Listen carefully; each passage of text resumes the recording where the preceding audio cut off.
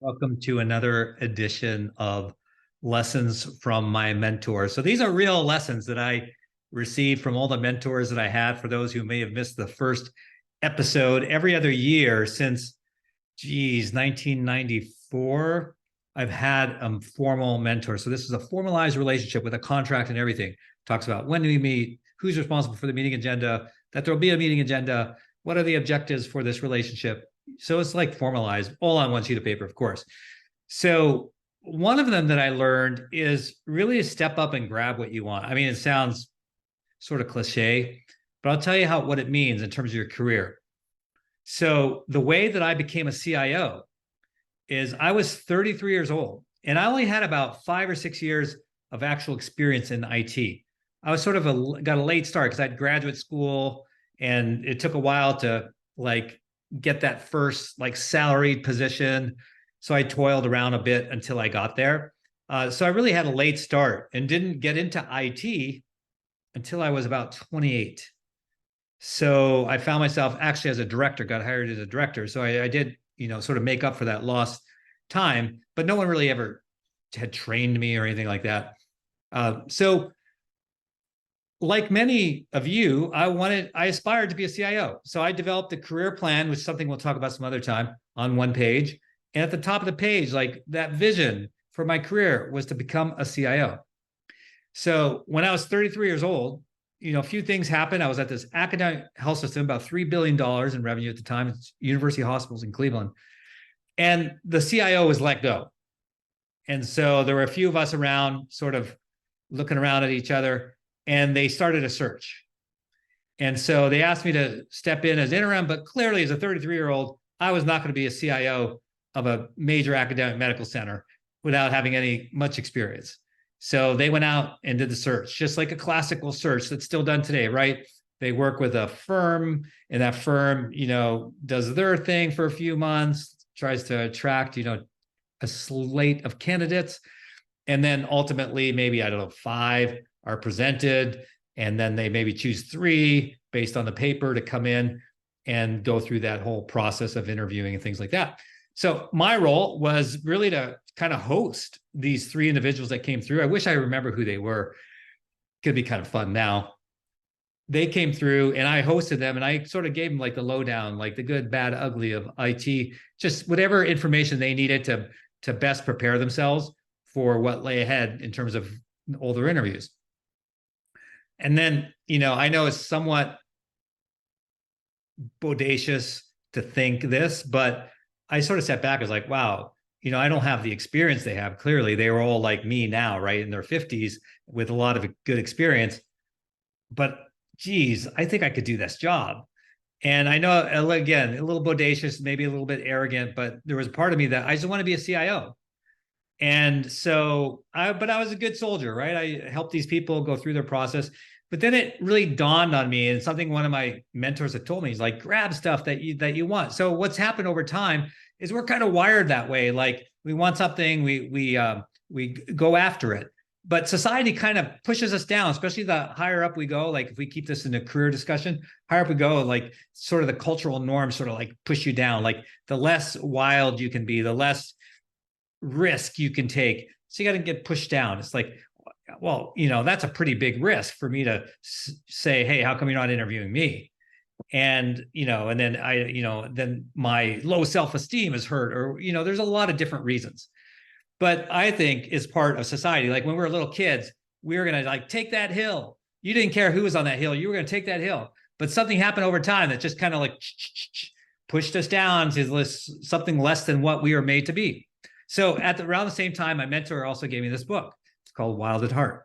Now, it's not for everyone. So, but it's for me. And it really spoke to me about, hey, that same wildness that was born into you and developed growing up and becoming a man. For me as a man, I know others are not men, and it's different for you. But for me, this was really important and really sort of freeing. And I was like, yeah, I'm gonna go after it, just like if I was a little kid. So that day came. I knocked on the door of the CEO. I'm sure I made an appointment and knocked on the door and Tom Zenti, the CEO. He was a great CEO. I love the man, so I could say this. And he's now retired, but he sort of ruled a little bit by intimidation. He was about 6.5, close to 6.5 foot tall, and he'd kind of like stare down at people a little bit, and you'd kind of be intimidated. And I knew that's exactly what was going to happen when I walked in. And then sure enough, I walked in and he had a smile on his face and he's like, "Hey, Ed, what can I do for you?" And then he looked down at me and then he, locked eyes. And I told myself, I'm going to lock out whatever he does. I'm going to do it just as intensely as he's doing it to me. So I locked eyes back at him. He goes, "What can I help you with today?" We didn't even sit down. We were just standing up. And I said, "You can call off the CIO job search." And he's like, "Well, what do you mean? Why would we do that?" And I said, "Because I'm the CIO. I want that job." And then what felt like a minute, I'm sure it wasn't, but it had to be a good 30 seconds because I think I was holding my breath.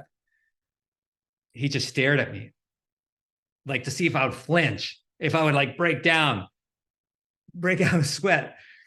But I just stared right back at him because, dang it, I wanted that job. And I wanted him to know that I wanted that job. And after that long, say half minute, he cracked a smile.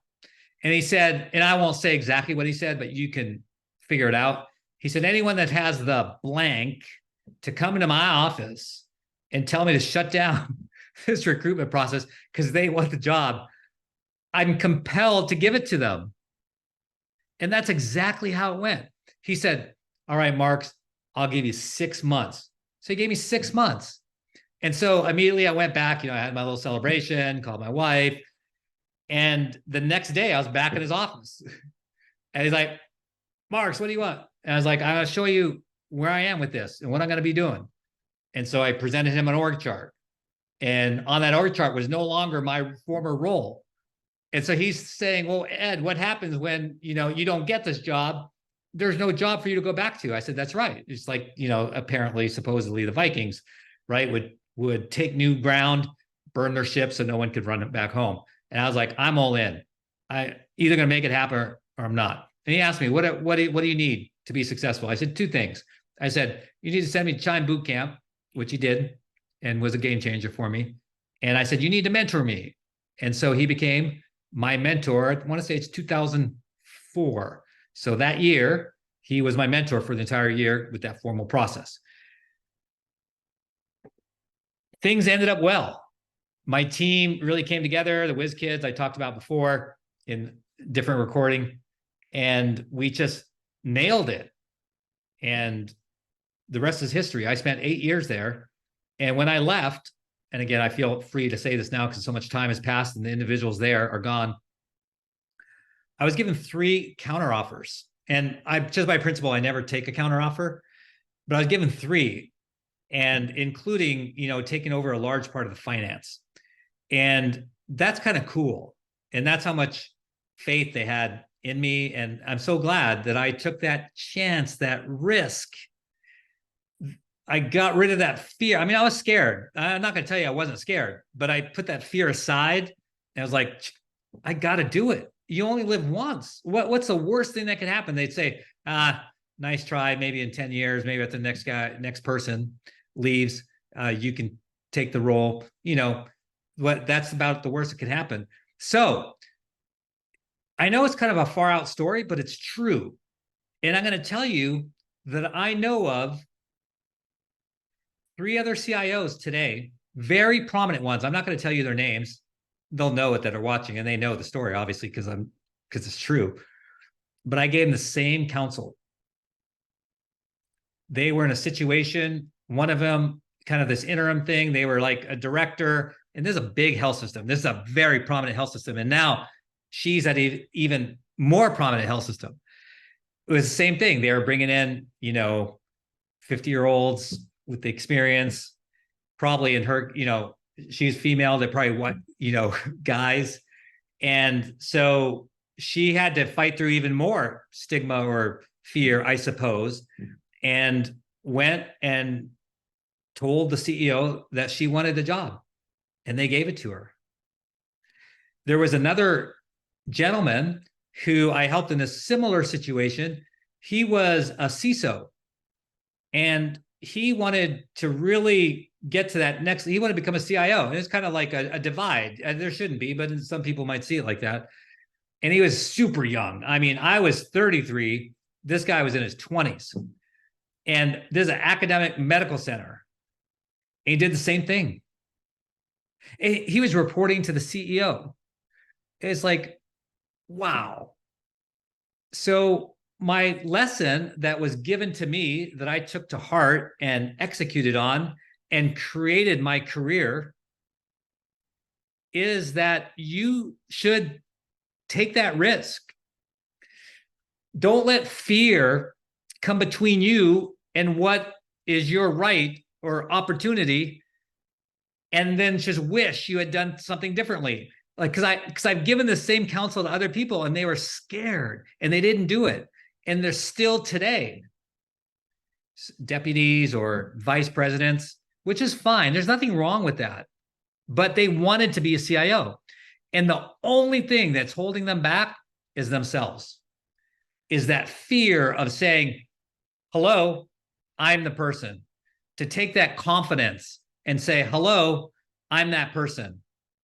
Again, what is the worst thing that can happen? They're not going to fire you. The worst thing, is probably that woman has moxie. That man has moxie. That leader, bodacious, nice try. Give him credit for that. That's what I would do. If someone came up to me and said, Mr. Marks, Ed, I know you have a vice president. I'm a manager. Your vice president role open. I might think about it. In fact, I have. And so that's the challenge and the lesson is you see something and you want it, go ask for it. That's all I have. Lessons from my mentors. Take action. Be bold.